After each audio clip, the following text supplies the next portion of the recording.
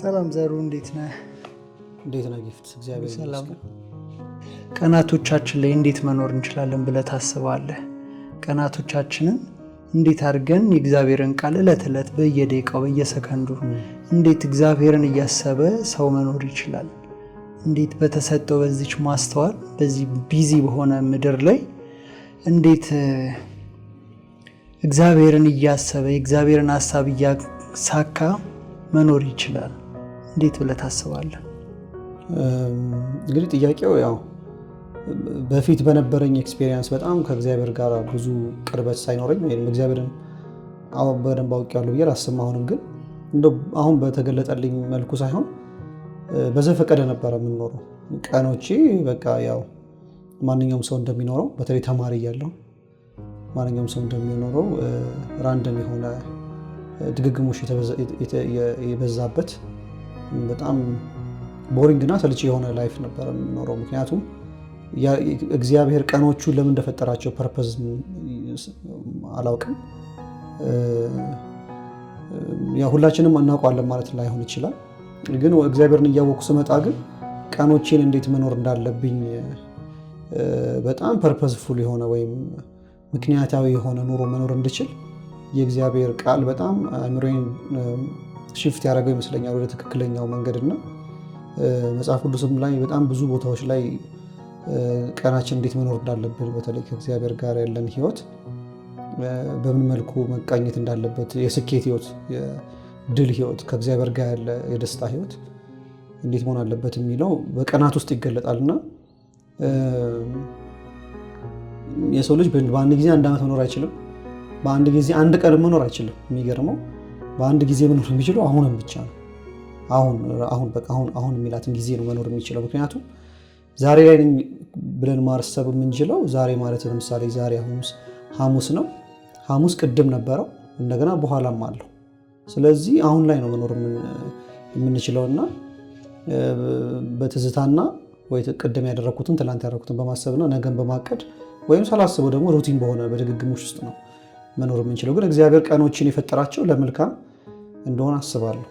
በተለይም ፐርፐዝ ያላቸው ቀናቶች ናቸው። ከዘላለም ውስጥ እግዚአብሔር ቀንን ሲፈጥር ዘላለም ውስጥ ቀን እንደሌለ ነው የሚናገረው መጽሐፍ ቅዱስ። ግን ከዘላለም ውጪ እንደሆነ እኛ ደግሞ በቀናት የምንወሰን በዓመታት በወራት የምንወሰን ሰዎች ስለሆነ እግዚአብሔር ለምን ፈጠራቸው እነዚህን ቀናቶች የሚል ሀሳብም መጽሐፍ ቅዱስ እየሰጠኝ ባነበብ ቁጥር እግዚአብሔር እያስረዳኝ እየገለጠልኝ እያበራልኝ በተለያዩ ስብከቶችንም ትምህርቶችንም በማይበት ጊዜ ይህን እውቀት እያገኘ ወጥቻለሁ እና ቀናቶች ለእኔ አሁን ሚኒንግፉል እየሆኑ ግን አትሴም ታይም ቻሌንጅ ያለባቸው ናቸው ቀናቶች። ምክንያቱም ሞር ፐርፐዙን ባወቀ ቁጥር እንደውም ቀኑን ለመጠቀምና የራስ ለማድረግ ስትታገል ብዙ ትግሎች ይገጥመዋል። ስለዚህ በጣም ዲፕሊ የእግዚአብሔርን ቃል ባወቀ ቁጥር ደስ በሚል መንገድ እግዚአብሔር ቀናቶችን እንዴት እንደመጠቀም እንዳለብን በግልጽ ይናገራልና ፈርዘር ያሉ ነገሮችን በኋላም ስለምናያቸው ለእኔ አሁን ነው የቀናቶች ፐርፐዝ ወይም የቀናቶች ማንነት እግዚአብሔር ለምን ፈጠራቸው ለምን ሰጠን የሚለውም በደንብ የተረዳሁት የመጣሁት። በጣም አሪፍ። ስለዚህ እስቲ አንዳንዱን ነገሮች ሼር አድርገን እንደዚህ አይነት ቲንኪንግ ውስጥ እንዴት ገባ? አሚን። ብዙ ሰው ያው በዚህ ዘመን ስፔሻሊ ወጣቱን ቀኖቹን የሚያሳልፍበት ወይ በጣም ከምድራዊ ነገር ጋር የተገናኘ ነው። ምድራዊ ነገር ላይ ነው የሚሮጠው።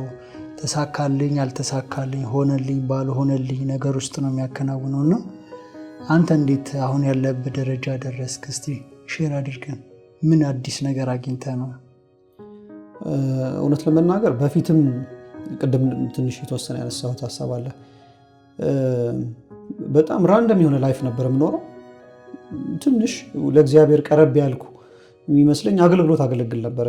ከፌሎሺፕም ቸርች ውስጥም ኳየር ሆኜ ሰንዴይ ስኩልም ልጅ እያለሁም በትንሽ መንፈሳዊ ኢንቫይሮንመንት ውስጥ ነው ያደግኩት። ግን በደንብ እግዚአብሔርን ማወቅና መንፈሳዊ ነገርን ማወቅ ከዛ የተለየ ኑሮ በየቀኑ የማይሆን ኑሮ ከመኖር የተሻለ ኑሮ ከመኖር የሚሉ በደንብ ግልጥ ያለ ነገር እውቀትም አልነበረም።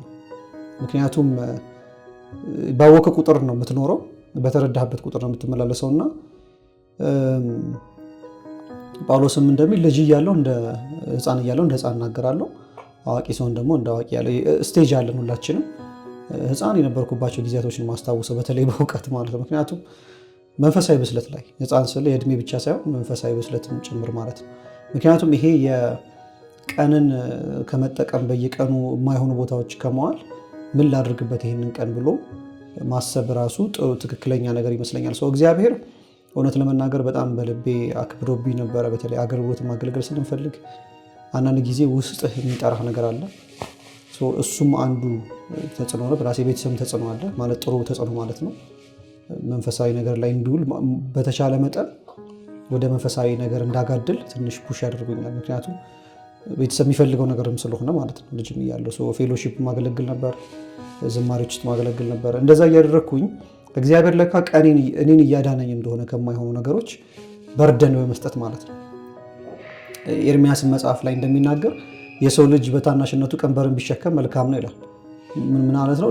ያንግ ሆኖ ኃላፊነት ቢሸከም ማለት ነው። ስለዚህ አይ ቲንክ እግዚአብሔር ጊዜያቶቹን እንድጠቀምበት ሳይገባኝም ቢሆን አሁን ግን እየገቡኝ የመጡ ይመስለኛል። አሁን በደንብ ታይሜን ኢፌክቲቭ ለመጠቀም እንደው በጣም ባልችል እንኳን ጊዜን ለመጠቀም እንኳን እታገላለሁ በትክክለኛው መንገድ፣ ኢፌክቲቭ በሆነ መንገድ። ምክንያቱም እግዚአብሔር ጊዜን ቀንን ቆጥሮ እንደሰጠኝና በኋላ ደግሞ እንደሚጠይቀኝ በኃላፊነት አስባለሁ። ስለዚህ ይሄኛው አሁን በፊት የነበርኩበትም ላይፍ እና አሁን ወደዚህ ማቹሪቲ ለማደግ የእግዚአብሔር የራሱ ተጽዕኖ አለበት ብዬ አምናለሁ። ምክንያቱም አባቴ ስለሆነ እግዚአብሔር የወለደውን ልጅ ደግሞ እግዚአብሔር የሰው ልጅ እንኳን በደንብ ተከታትሎ ያሳድጋል።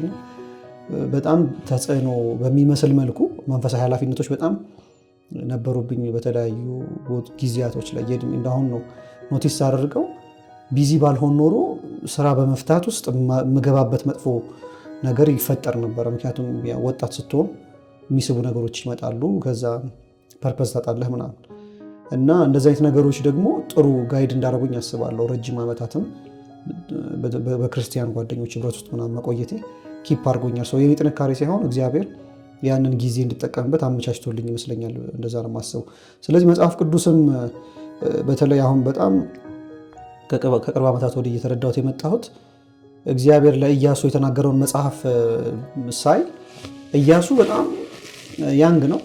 ከነ ሙሴ ጋር ከእስራኤል ህዝብ ጋር በመሆን ከግብፅ የወጡበት ጊዜ ነበርና ሙሴ እስራኤልን 40 ዓመት ከመራ በኋላ ተተኪ ሊደር ሆኖ እግዚአብሔር እያዘጋጀው የነበረ ሊደር እንደሆነ ነው መጽሐፍ ቅዱሳችን የሚነግረና እግዚአብሔር ለኢያሱ የነገረውን ኢያሱ ምዕራፍ 1 ከቁጥር 5 እስከ 9 ያለው ክፍል እግዚአብሔር ፐርፐዙን እየነገረው ነው።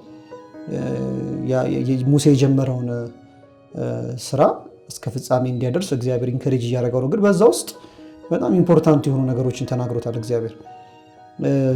ለምሳሌ ቁጥር 8 ላይ በተለይ የዚህ ሕግ መጽሐፍ ከአፍህ አይለይ፣ ነገር ግን የተጻፈበትን ሁሉ ተጠብቅና ታደርግ ዘንድ በቀንም በሌሊትም አስበው አሰላስለው፣ የዛን ጊዜ መንገድ ይቀናልሃል ይከናወናል። እና አሁን ቀንና ሌሊት ስንል ወደ ጊዜ መጣን፣ ወደ ዛሬ መጣን። ስለዚህ የእግዚአብሔርን ቃል ዛሬም ነገም ቀንም ሌሊትም እንዲያስበው እንዲያሰላስለው የስኬቱ ሚስጥር እዛ ውስጥ እንደሆነ እግዚአብሔር እየነገረው ይገኛልና ያንን ሁሉ መጽሐፎቹን ሳነብ እነዚህን ጥቅሶች ሳገኝ ማይንድ ሴቴ እየተቀየረ መጣ። ምክንያቱም የእግዚአብሔር ቃል ቀኑን ሙሉ ለድላችን ምንጭ ነው፣ የስኬታችን ምንጭ ነው። ፐርፐዝ ይሰጥሃል፣ ደስታ ይሰጥሃል፣ ህይወት ይሰጥሃል። ምክንያቱም ባወቅከው በተረዳው ቁጥር ፍቺውን በተለይ ምን ማለት እንደሆነ በተረዳው ቁጥር ደግሞ ትልቅ የሆነ ለውጥ ያመጣል በህይወት። ምክንያቱም የእግዚአብሔር ቃል በጥቅስ መልክ ብቻ ውስጥ ሲቀመጥና ስትረዳው አንድ አይደለም እና አንዱ ትልቁ እግዚአብሔርም ለኢያሱ በተለይ በዚህ ክፍል ላይ በደንብ የሚነግረው በምትሄዱበት ሁሉ እንዲከናወን ወደ ቀኝም ወደ ግራም አትበል፣ የዚህን ህግ መጽሐፍ ተጠብቀውና ታደርገው ዘንድ እንዲቻለ በቀንም በሌሊትም አስበው አሰላስለው፣ የዛን ጊዜ መንገድ ይቀናልሃል ይከናወንልሃል። ያ ወደ ቀኝ ወደ ግራ የምትልባቸው ነገሮች አሉ። በየቀኑ ጠዋት ስትነሳ 3-4 አይነት ሀሳብ ይመጣልሃል። ልጸልይ ወይስ ምን ላድርግ? የሆነ ፕራዮሪቲ የህይወት ፕራዮሪቲዎች በሙሉ የእግዚአብሔርን ቃል የምታሰላስል ከሆነ ፕራዮሪቲ ራሱ እግዚአብሔር እየሆነ ይመጣል። የዛን ጊዜ ስኬት ሁሉ በዛ ውስጥ እንዳለ እግዚአብሔር ቃል በደንብ ለኢያሱ ይነግረዋል። እንደውም አትፍራ አትደንግጥ ብዬ አልነገርኩህም ሙሉ በትእዛዝ ይሏል ወደ ቁጥር 9 ላይ እና የእግዚአብሔር ቃል በጣም ፓወርፉል ነው። ስለዚህ አንደኛው ቀን ስጀምር ዛሬ 1 ቀን 2 ቀን እያልኩ ስቆጥር ሐሙስ፣ ዓርብ፣ ቅዳሜ፣ እሑድ እያልኩ ሲሄድ የእግዚአብሔርን ቃል ቀንም ሌሊትም ማሰላሰል የምችልበትን መንገድ ባመቻቸው ቁጥር ነገሮች የተከፈቱልኝ ይመጣሉ። እውነት ለመናገር የእውነትም የእግዚአብሔር ቃል ሕፃናትን ጠቢባን ያደርጋል። ጡት የሚጠቡ ሕፃናትን ሁሉ እግዚአብሔር ቃል ጠቢባን ያደርጋል መዝሙረ ዳዊት ላይ ይላል እና እንደውም የቃለ ፍቺ ያበራል ሕፃናትንም ጠቢባን ያደርጋል ይላል። ፍቺው አንደርስታንድ ባረከ ቁጥር ቀኑ ሙሉ ስታሰላስለው የዚህ የሕጉን ቃል ከአፍ ኃይል ላይ ከጓደኞች ጋር ስትገናኝ ስትጫወተው ይህንን ቃል እንዴት አየኸው እየተባባለ እናነሳዋለን በተደጋጋሚ። ምክንያቱም ይሄ ስትቀመጥ ቀኑ ሙሉ ማለት ነው። አሁን የእግዚአብሔር ቃል ሪኳየር እያደረገ ያለው ቀንም ሌሊትም ነው። ቀን ከሰዎች ጋር ትገናኛለህ፣ ስራ ትሰራለህ፣ ትበላለህ፣ ትጠጣለህ፣ ብዙ አክቲቪቲ ውስጥ ነው ያለው። ከብዙ ሰዎች ጋር የምትገናኘው፣ ካገባህ ከባለቤት ጋር ነው የምታወራው፣ ብዙ ነገር አለ አጠገበህ። ሰው እግዚአብሔር እንዴት ይሄንን ቀኑን ሙሉ ማሰላሰል ቻለ? ታዲያ እንዴት እግዚአብሔር አዘዘው? ግን ይቻላል። ምክንያቱም ከአፍህም አይለይ ይላል። ምክንያቱም ተናገረውም ጭምር ማለት ነው። ሰው ብዙ ጊዜ በአይምሮ ብቻ ሳይሆን ማሰላሰል ያለበት በንግግሩም ጭምር ነው። ምክንያቱም ይረሳል። አሁን በአይምሮ የያዘው ብትል እያወራኸኝ እኔ እኮ ቃል እያሰብኩ ነው አንዴ ዝም በል ካላልኩ በስተቀር ሌላ ነገር እያወራኸኝ ላሰላስለው አልችልም። ስለዚህ በተቻለ መጠን ያንተን አካባቢ ራሱ በእግዚአብሔር ቃል ሙላው ማለቱ ይመስለኛል። እግዚአብሔር እንደውም ተጫወተው ይላል፣ ቃሉን ተጫወተው ይላል ሌላ ስፍራ ላይ ኤርሚያስ ላይ ይመስለኛል ካልተሳሳትኩና በጨዋታ መልክ ሁሉ የእግዚአብሔርን ቃል እንድናነሳው ይፈልጋል። ግን ይሄ ሁሉም የሆነው ምንድነው? እኔ ካንተ ጋር ነኝ፣ እግዚአብሔር ከኛ ጋር መሆኑን አብሮነቱ የሚያረጋግጥበት መንገድ ነው። ፕላስ የእግዚአብሔር ቃል ቀኑን ሙሉ ቀኑን መዋጀት እንድንችል የሚረዳን ይመስለኛል። ምክንያቱም ትልቅ ስኬት የተሞላበት ክፍል ነው። እንደውም ተመሳሳይ ሀሳቦች አሉ በኤርሚያስ መጽሐፍም ላይ በስጋ ለባሽ ላይ የሚደገፍ ርጉም ነው ይላል፣ እግዚአብሔርን እምነት ትቶ ማለት ነው። ኤግዛክትሊ ልክ መዝሙረ ዳዊት ላይ እንዳለው ምዕራፍ 1 ላይ ምስጉን ነው በክፉዎች ምክር ያልሄደ፣ በዋዘኞች ወንበር ያልተቀመጠ፣ እሱም ሕጉን በቀንና በሌሊት ያሰላስላል፣ የሚሰራውም ሁሉ ይከናወንለታል። ክፉዎች ግን እንደዚህ አይደሉም፣ ነፋስ ጠርጎ እንደሚወስዳቸው ትቢያ ናቸው ምናምን እያለ እግዚአብሔር በንጽጽር ነው። ሰው ክፉ ሲሆን ንፋስ በቀላሉ የሚያነሳው ሰው ይሆናል፣ በእግዚአብሔር ፊት ይቀላል። እግዚአብሔር እስኪያነሳው አይጠበቅምና ንፋስ የሚያነሳው አይነት ፐርሶናሊቲ ነው የሚይዘው። ክፉ ሰው እግዚአብሔር መጥቶ ከላይ እስኪያነሳው ራሱ አይጠበቅ፣ በቃ ይቀላል በራሱ እና ንፋስ የሚያነሳው ትቢያ ይሆናል ማለት ነው። እና የእግዚአብሔርን ቃል የሚያሰላስልና በእግዚአብሔር ቃል ደግሞ ቀኑን የሚዋጅ ሰው እየከበደ ይመጣል፣ ካቦድ እየሆነ። ምክንያቱም የእግዚአብሔር መቅደስ ነው። በተለይ በአዲስ ኪዳን አሁን የእግዚአብሔር መቅደስ ነው። ስለዚህ የእግዚአብሔር ቃል ደግሞ በተለይ አዲስ ኪዳናችን እንደሚነግረን የዮሐንስ ወንጌል ቃሉ ራሱ ኢየሱስ እንደሆነ ይነግረናል፣ የብሉይ ኪዳን ታቦት ማለት ነው። ስለዚህ የዛን ጊዜ እንትናን ስትወልድ በነ ሳሙኤል ጊዜ ሳሙኤል ከተወለደ በኋላ እስራኤል ታቦት ሲማረክ ስትወልድ ያቺ የፊንሃስ ሚስት መስለኛል ካልተሳሳትኩኝ ታቦቱ የተማረከበት ጊዜ ስለነበረ ኢካቦድ ያለችው የልጁን ስም ምንድን ነበረ? ክብር ከእስራኤል ለቀቀ አለችው። እና ለምንድነው ክብር የለቀቀው? እግዚአብሔር ታቦት ስለተማረከ ማለት በፍልስጤም። ብዙ ሰዎች እግዚአብሔርን የማያከብር ህይወት ሲኖሩ አፊና ፊናስ በጦርነት ነው የሞቱት፣ ያው እናውቃለን። ቀን ሙሉ ህይወታቸው እግዚአብሔር ሲያስመርሩ የኖሩ ሰዎች ናቸው። ካህናት ናቸው፣ የሊቀ ካህናት ልጆች ናቸው። አንደኛ ሳሙኤል ላይ የሚገኙ ታሪክና ቀኑ ሙሉ የኤሊ ልጆች የካህናት የሊቀ ካህን ልጆች ናቸው፣ ካህናት ናቸው። ግን ላይፋቸውን ስናይ ዴይሊ የሚኖሩት ኖሮ በጣም አደገኛ ነው እና እግዚአብሔርም በጣም አስመርረውት አሳዝነውት ስለነበር ይገላቸው ይፈልግ ነበር እግዚአብሔር። እና እግዚአብሔር ሲገላቸው በጦርነት ታቦቱም ሲማረክ ኢካቦድ አለችው የልጁን ስም። ክብር ከእስራኤል ለቀቀ ማለት ነው። ብዙ ጊዜ ክብር ሲለቅ ተቀላለህ በጠላት ፊት። ቀንህ እንኳን አያከብረህም፣ እንኳን ቀን ሊፈራህ ማለት ነው። ቀን ላይ ስኬት ማለት ሆነ ይቅርና ጦርነት ነው የወጡት እነሱ፣ ድል ሊነሱ ግን ተሸነፈው መጡ። ሰው እግዚአብሔርን የማያከብር ሰው እንደማለት ነው የሚሆነው ማለት ነው። በየቀኑ የእግዚአብሔርን ቃል በጣም ለጠጥ ነው ይመስላል፣ ግን አይደለም። ኢንድ ጎሉ የእግዚአብሔርን ክብር በህይወታችን መግለጽ ስለሆነ ማለት ነው። ተሳካልኝ ስኬቱ የእግዚአብሔርን ክብር ይገልጣል። በእግዚአብሔር ቃል ውስጥ የማሰላስለው ነገርና ክፉ ይሆናል ማለት ነው። ክፉዎች ንፋስ ጠርጎ እንደሚወስዳቸው ትቢያ ናቸው ማለት ተራ ሰው የሆነ ተራ ነገር ሁሉ ሊገላቸው ሊያጠፋቸው የሚችል ነገር ነው እና የእግዚአብሔርን ቃል ሌትና ቀን ማሰብ እና ማሰላሰል ትልቅ የሆነ ቤኔፊት ነው ያለው፣ መንፈሳዊም ስጋዊ በረከት እግዚአብሔር በረከት ይገለጣል ማለት የእግዚአብሔር አብሮነት ራሱ። እንደውም ኢየሱስ በዮሐንስ ወንጌል ላይ ይመስለኛል ቃሎቼ በእናንተ ቢኖሩ እናንተም በቃሎቼ ብትኖሩ በእውነት ደቀ መዛሙርቴ ናችሁ፣ ከዛ እኔና አብ ደግሞ በእናንተ መተን እንኖራለን በውስጡ በአንተ ውስጥ። ስለዚህ ይሄ ትልቅ ክብር ነው። ያኔ ታቦቱ ሰውን የሚያከብደው ራሱ የእግዚአብሔር መገኘት ነው አብሮ እና ቀንህ ላይ ቀለህም መኖር ትችላለህ፣ ከብደህም መኖር ትችላለህ። ይህን የምታደርገው ግን የእግዚአብሔርን ቃል ስታሰላስል ነው ማለት። ከረንሲ ከፍ ይላል፣ ዋጋ ራሱ የሆነ ለቀኑ የሚኖርህ የቀኑ የዶላር ዋጋ ይባላል አይደል? ከረንሲ ለቀኑ የሚኖርህ ዋጋ ማለት ከፍና ዝቅ ላትል ትችላለህ በእግዚአብሔር በደም ስለተዋጀህ። ግን እለቱ ላይ የሚኖርህ ክብደትና ቅለት ይጨምራል፣ ይቀንሳል።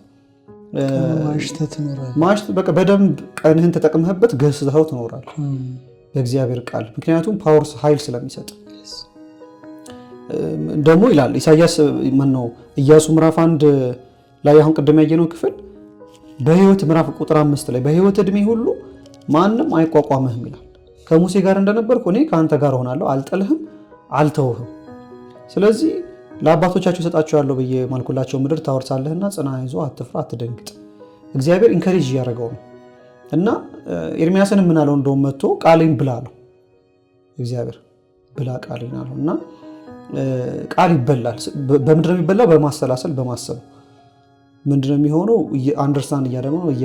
እየበራልን ይመጣልና መንፈስ ቅዱስም ኃይል እየሰጠን የእግዚአብሔርን ቃል ቀናችንን ለመዋጀት እድል እየሆነን ይመጣል ብዬ አስባለሁ። ምክንያቱም ኤክስፔሪየንስም አድርጌዋለሁ። እንደው እንደ ትምህርት እንደ ሀሳብ እንደ ስብከት ሳይሆን የህይወት ጉዳይ ስለሆነ ሳልበላ ስቀር የሚኖርብኝ ስፒሪቹዋል ጫና የእግዚአብሔርን ቃል ህብረት ሳላደርግ ሳልጸልይ ቃሉን የማሰላስልበት ጊዜ እንኳን እስካጣ ድረስ በሌሎች ነገሮች አይምሮ ሲያዝና ደግሞ ብዙ ቢዚ የሚመስሉ ቀናቶች መጥተው ግን ለእግዚአብሔር ጊዜ እየሰጠሁት ስጸልይ ቃሉን ሳሰላስል ግን እነዛ ነገሮች እንደ በጣም ቀለውኛ ቃሉ ስራ ብትል ኤቭሪቲንግ እና አይ ቲንክ ፕራዮሪቲያችንን ማስተካከል አለብን ብዬ አስባለሁ። የእግዚአብሔርን ቃል ማሰላሰልና ማሰብ ይቻላል። ቴክኒኮች አሉት። ምንድን አይነት ቴክኒክ ነው? ኢትስ ኦብቪየስ ህብረት ስታገኝ የሆነ ሰው ጓደኛ ምናምን ስታገኝ ከዛ ሊያርቅህ የሚችል አይነት ኮንቨርሴሽን ሁሉ የሚያነሳ ከሆነ ባታገኘው የተመረጠ ይሆናል። ምክንያቱም ዋና አልቲሜት ጎልህ አንተ ከፈጣሪ የሚያርቅህን ሳይሆን ማለት ነው ወደ ፈጣሪ የሚያቀርብህን ነው። እንደውም ጳውሎስ ጢሞቴዎስን ሲመክረው ምን አለው? ከዝሙት ሽሽ አለውና ግን ጌታን በንጹህ ልብ ከሚጠሩ ጋር ህብረት አድርጋለሁ። አሁን ከዚህ ዓለም መጥፎ ነገሮች እየሸሸ ስትመጣ ሌላ ደግሞ ማድረግ ያለብህ ነገር አለ። መንፈሳዊ አክቲቪቲ ማድረግ አለብህ። ቢያንስ ቃሉን ማሰላሰል ቃሉን እንድታስበውና እንድታሰላስለው እድል ሊሰጡ የሚችሉ ህብረቶች፣ ጓደኞች ወይም ኢንቫይሮንመንት ውስጥ መግባት አለብህ። ሰው ካጣህ እንኳን ምንድነው ማድረግ አለብህ? ፋይናሊ ዩቲዩብም ከፍተህ ቢሆን ትምህርት መስማት አለብህ። ምክንያቱም ከዛ ኢንቫይሮንመንት የሚያወጣ ከሆነ ሰይጣን በህይወት መጫወቻ ነው የሚያደርገው። እንደውም በጣም የሚገርመኝ ክፍል ኢየሱስ የዘሪው ምሳሌ ያስተማረበትን ዘሪ ሊዘራ ወጣ። አንዳንዱ በመንገድ ዳር ወደቀ፣ አንዳንዱ በድንጋይ ላይ፣ አንዳንዱ በጭንቻ ላይ እሾክ ላይ እያለ ምሳሌ ሰጠና ግን መጨረሻ ላይ አንድ ነገር ተናገረ። የዚህን የመንግስቱን ቃል ሰምቶ ይላል በማያስተውለው ላይ ክፉ ይመጣል፣ ከዛ ክፉ ምን ያደርጋል? ቃሉን እንዳያምን ከልባቸው ይወስደዋል ይላል። እና ይሄ ምን ማለት ነው? ምን ያህል ሰይጣን መጥቶ ቫሊዩ ያለውን ነገር ከህይወታችን እንደሚወስድ አሁን የሚመስለኝ መጥቶ ገንዘባችንን፣ ጤናችንን የሚወስድ ይመስለናል። እሱ በጣም ኤሌመንተሪ ነገር ነው። ምክንያቱም የእግዚአብሔርን ቃል ወሰደው ማለት እምነትህን ወሰደው ማለት ነው፣ እንዳታምን ማለት ነው። እምነት ተወሰደ ማለት ደግሞ አለቀ። ግን ለዚህ ጥሩ ምሳሌ መሆን የሚችለው ኢዮብን መውሰድ እንችላለን። ኤቭሪቲንግ ተወስዶበት እምነቱ አልተነካም። ሰይጣን ምን ያደርገው? ከአቅሙ በላይ ሆነ። እግዚአብሔር ምንድን ያለው? ነፍሱን ሳትነካ ያለውን በሙሉ ሰድበት። 2 ጊዜ ጠይቀዋል። መጀመሪያ ንብረቱን ሀብቱ ምናምን፣ ከዛ ደግሞ አሁን ጤናውን የምትነካ እያለ ጤናውን ደግሞ ወሰደበት። ኢዮብ ሊቀየር አልቻለም። እና የኢዮብ ሀብቶ የነበረው ምን ሆነ? የእግዚአብሔር ቃል ነበር። ቃሉ ራሱ እግዚአብሔር ነበር እና ቃሉንም የሚወስድብህ እንዳታምን ነው። ስለዚህ ቃሉን ወሰደው ማለት እውር ሆንክ ማለት ነው። ስለዚህ እግዚአብሔር ጋር ያለ ህብረት በምን በኩል ይሆናል? ቃሉ ነው ለአንተ። እውርንም እንዴት እውር ይኖረዋል? ትክክለኛ በምን ትገናኛለህ? ቃሉ ከሌለ የእግዚአብሔር ቃል የእግዚአብሔር ሀሳብ ነው። የእግዚአብሔር ቃል ብቻ ሀሳብ ብቻ ሳይሆን ራሱ እግዚአብሔር ነው ቃሉ። በዮሐንስ ወንጌል ምዕራፍ 1 እንደዚህ አይደለም? በመጀመሪያ ቃል ነበር፣ ቃልም እግዚአብሔር ነበር፣ ቃልም እግዚአብሔር ነበረ፣ ቃልም ከእግዚአብሔር ጋር ነበረ። ቃልም ስጋ ሆነ፣ ጸጋና እውነትን ተሞልቶ መካከላችን አደረ። ስለዚህ ቃል እያለ ይወርድና ማን ነው? ራሱ ኢየሱስ ነው። ስለዚህ ለቃል ቦታ የለህም ማለት ለኢየሱስ ቦታ የለህም ማለት ነው። አይመስልም? አሁን እኛ ባክቶ ጥቅስ ምናምን የእግዚአብሔር ቃል እንውጣ መናት ከቸርች አምልኮ ብቻ ተካፍል እንውጣ። ግን በተአምር የእግዚአብሔር ቃል እንደውም አምልኮ የሚለው ስቴፕ ራሱ መዝሙር መዘመር አይደለም። ያንን አልፎ ሰው በደንብ ቃሉን እያሰበ እያሰላሰለ ህይወቱን አቅጣጫውን እየቀየረ ሲሄድ ነው አመለከ የሚባል። ትክክለኛው አምልኮ ከዛ ጋር ይገናኛል። እግዚአብሔር አለበዛ መዝሙረ ዳዊት ምዕራፍ 50 ላይ እንዳለው እኔ ይህን ሁሉ እንትን የምታመጡልኝ ፍየል እርቦኛል፣ ቢርበኝ አልነግራችሁም፣ እያመጣችሁ ታርዳላችሁ፣ ትሄዳላችሁ፣ ደል ፈለጋችሁ ትኖራላችሁ አለ እግዚአብሔር። እኔ ያንን ሪቹዋል ነገር አልፈልገውም። የምፈልገው በእውነትና መንፈስ እንድታመልኩኝ ነው። ያ እውነትና መንፈስ ደግሞ የሚመጣው ቃሉን በማሰላሰል ውስጥ የሚኖረው እውነተኛ ህብረት ነው ማለት ነው። ስለዚህ እሱ ነው። ፕላስ እዚህ ጋር ስኬት ምናምን ያነሳል። መጽሐፈ ኢያሱ ላይም ብናይ ስኬት አለ፣ ህይወት ላይ የሚኖር ስኬት። እግዚአብሔር ስኬትን የሚጠላ አምላክ አይደለም በእውነቱ። ምናልባት ብዙ ኢግኖር የሚደረግ ሜሴጅ ነው ብዙ ቦታዎች። ግን እግዚአብሔር ፌል እያደረግን እንድንኖር የሚፈልግ አምላክ አይደለም። ግን ስኬትን በየትኛው መንገድ በትክክለኛው መንገድ እንድናደርገው ይፈልጋል። ስለዚህ እንዲሳካልህ ይላል፣ እንዲከናወንልህ ወደ ቀኝም ወደ ግራ ማትበል የዚህ ህግ ቃል ትጠብቀውና ታደርገው ዘንድ እንዲቻል በቀንም በሌሊትም አስበው አስላ፣ አለበለዚያ ትረሳዋለህ። ከረሳው ደግሞ ማድረግ አትችልም። ማድረግ ካልቻልክ ደግሞ ምንድን ነው የምትሆነው? ፌል ታደርጋለህ ነው ኢንድጎሉ። ስለዚህ የእግዚአብሔርን ዓላማ በእግዚአብሔር መንገድ እግዚአብሔርን አስደስተ ሰክሰስ ማምጣት ከፈለግ በዚህ መንገድ ሂድ ነው። አይ ቲንክ እግዚአብሔር በየቀኑ በቃሉ የሚመክረንና እምነታችንንም ዲዛይን አድርገዋል። ፕላስ የሰው ልጅ የሚያምነው ከመስማት ነው። እምነት ከመስማት ነው፣ መስማትም በእግዚአብሔር ቃል ነው ይላል። ስለዚህ እምነቴ እየጎደለ መጣ ካልክ ቃል ያነበብክባቸውን ጊዜያቶች ዝም ብለህ ስታየው ብዙ ረጅም ጊዜ ይሆናል ካነበብክ ካጠና ወይ ከሆነ መንፈሳዊ እንትን ውስጥ ከጎደልክ ረጅም ጊዜ ይሆናል። ስታስበው በራስ ገጥሞኝ ስለሚያውቅ ነው። የሆነ በስራ ምናምን ትጠመድና ወርኮሆሊካ የሚባል አለ። በጣም በቃ ስራውን በመስራት ብቻ ደስታ ስለሚመጣ ያን እያደረግ ስትሄድ ግን ርቀ ታገኘዋለና እምነት የሆነ ሳለ ጎሎ ታገኘዋለህ። ምንድን ነው ብለህ ስታይ ውስጥ ቃል የለም፣ መልስ የለህም። ለሰይጣንም የምትመልሰው መልስ፣ ለሁኔታ የምትሰጠው፣ ለራስህ የምትመግበው መንፈስህ ማደግ ያቆማል። እና እንደዚህ አይነት ሁኔታዎች ተፈጥሮብኝ ያውቃሉ። እና ቃል መናም ነው። ኢየሱስ ከሰማይ የወረደ እንጀራ እኔ ነኝ አለ። አባቴ ሙሴ የሰጣ አንተ ማነህ አይነት ነገር ሲሉት አይ ሙሴ አይደለም የሰጣችሁ አባቴን የሰጣችሁ፣ እሱንም ከሰማይ የወረደ እንጀራ እኔ ነኝ አለ። እኔ የምትበሉኝ እንጂ ያን እንጀራ በሉ ሞቱ እኮ አለ። እንደውም በበረሃ የነበሩት ያን መንፈሳዊ በሉ፣ መንፈሳዊ ምግብ በሉ፣ መንፈሳዊ ውሃ ጠጡ። ከዛ አለቱም ኢየሱስ ነበር ይላል። እስቲል ኢየሱስ ምሳሌ ነው። እና ግን ተሰለቹ፣ ግብፅ ይሻለናል አሉ። እና ሰው አለት ያን ሁሉ እንክብካቤ የእግዚአብሔር ቃል ያለውን ዴሊ ማለት ነው በየቀኑ የሚወርድ ነበር መና። ኢየሱስን እናቁት ማለት ነው ባጭሩ። አንፈልግም አሉ። መና ሰለቸን፣ እኛ የግብፅ ዱባ ይሻለናል። እና ኤክስትሪሙንም ማየት አለብን። አሁን ቃል ስንል ዝም ብሎ የተጻፈ ነገር ስለሚመስለን ነው። አንዳንድ ጊዜ ቃል ራሱ ኢየሱስ ነው። በጣም ብዙ ቦታ ላይ የእግዚአብሔር ቃል ራሱ እንደውም ራእይ ላይም ተብሏል። ከሁለት አፍ የተሳለ ሰይፍ ከአፍ ወጣ አለ። ከዛ ስሙም የእግዚአብሔር ቃል ተብሏል። ህይወት ላይ የምትቆርጠው ነገር ታጣለህ፣ ፓወር ታጣለህ። ኢየሱስ ራሱ ቃል ነው። መንፈስ ቅዱስ ራሱ አክት የሚያደርገው አንተ ህይወት ላይ ከቃሉ በስተጀርባ ነው። ኢየሱስም ሲመጣ መንፈስ ቅዱስም ሲመጣ ሊያስታውስ የሚችለው ቃሉ ነው።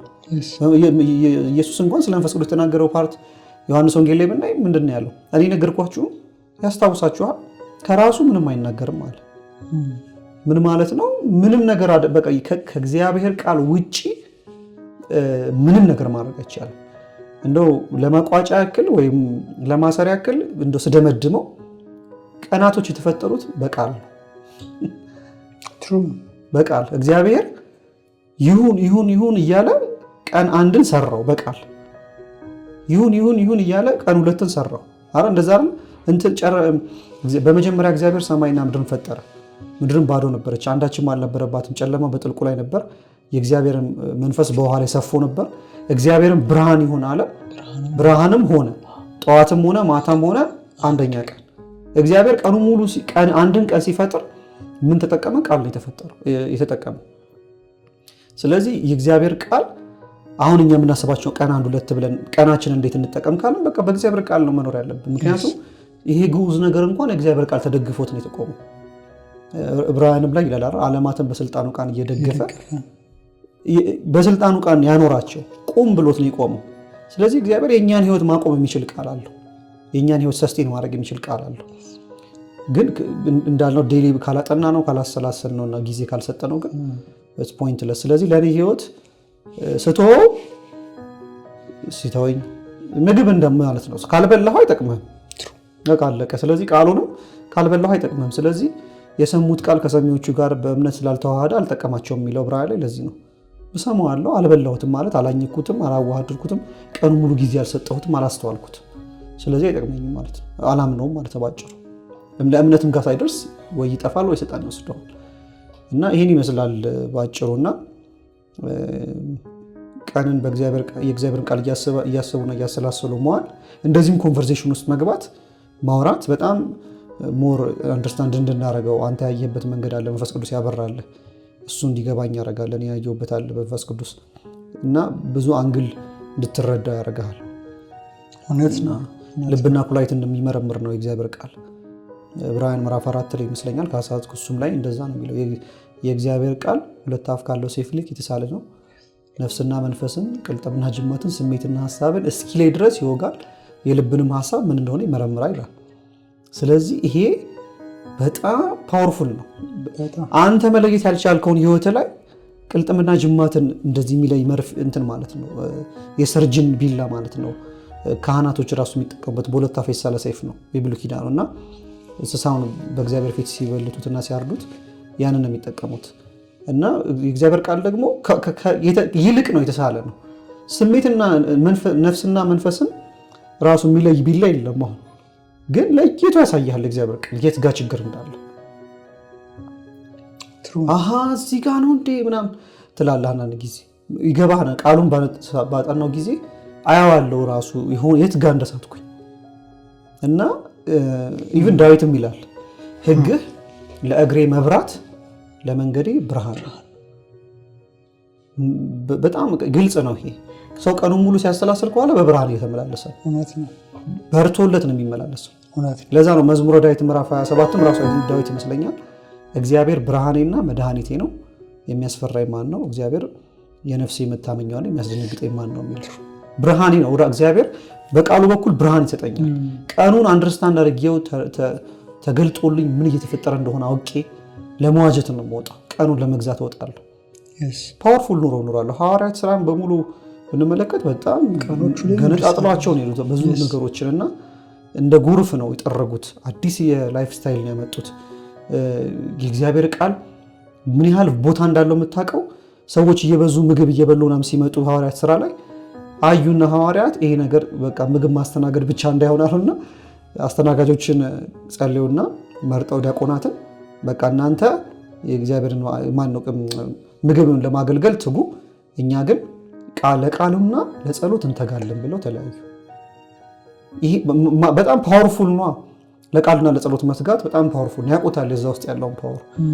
ለምግብ መትጋት ምንም ያው መብላት አለብህ ትበላለህ፣ ግን እነክል ለሚጠፋ መብላት ስሩ የሚለውም አንዱ ይሄ ነው። ስለዚህ እንዳልከው ነውና ይሄ በጣም ፓወርፉል ነገር ነው። የእግዚአብሔርን ቃል ቀኑ ሙሉ ማሰብና ማሰላሰል አሁን እንዳልናቸውም ብዙ የህይወትን ፓርቲ ነካሉ። የማትፈልገው ነገር ጋር ይመጣል። አሁን ምንድነው ያወራ ነው? ኮምፎርታብል የሆነውን ፕሌስ ነው ያወራ ነው። የማትፈልገው ህይወት ውስጥ ይመጣል። ይሄ ልንካው ይልሃል። አይ ቆይ ይህችን አትንካት ጌታ ሆይ። ለምን? መስታወት ስለሆነ ሮንግ እንደሆነ ትረዳለህ። ከዛ ነገር ጋር ብትላቀቅ ስሜታዊ ስለሆነ ያማሃል። አላስፈላጊ ነገሮች ናቸው ህይወት ላይ የተጣበቁ ሰዎች ሊሆኑ ይችላሉ፣ ሀቢቶች፣ ልምምዶች፣ ስንፍና ሊሆን ኤኒቲንግ። እግዚአብሔር እንደዚህ ገንጥላ ጣላቸው ቁረጣው እያለ አይ ቆይ ይህች ታማለች እያልክ የምትተዋት ነገራች ግን እያመምህም ቢሆን ይቆርጠዋል። እንደውም የዮሐንስ ወንጌል ምዕራፍ 13 ይመስለኛል ካልሳሳትኩኝ ስለ ገበሬው እኔ የእውነተኛ ወይን ግንድ ነኝ፣ ገበሬው አባቴ ነው፣ በእኔ ያለውን ፍሬ የሚያፈራውን አብልጦ እንዲያፈራ ምን ያደርገው ይላል? ይገርዘዋል። ፍሬ የማያፈራውን ቆርጦ ይጥለዋል ይላል። ፍሬ የሚያፈራውን ደግሞ ምን ያደርገዋል? አብልጦ እንዲያፈራ ይገርዘዋል ይላል። አሁን ትንሽ መንፈሳዊ ህይወት እያደገ ሲመጣ እግዚአብሔር ይሄንን ሰው ቁረጠው ከህይወት ይላል።